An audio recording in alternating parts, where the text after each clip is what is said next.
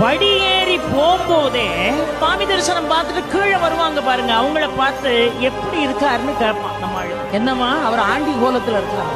இவன் உடனே படியேறின பய கடகடன்னு கீழே இறங்கி வெளியே வந்துருவான். பூர்வ ஜென்ம புண்ணியம் செஞ்சிருந்தா மட்டும்தான் ஆண்டி கோலத்தை தரிசிக்க முடியும்.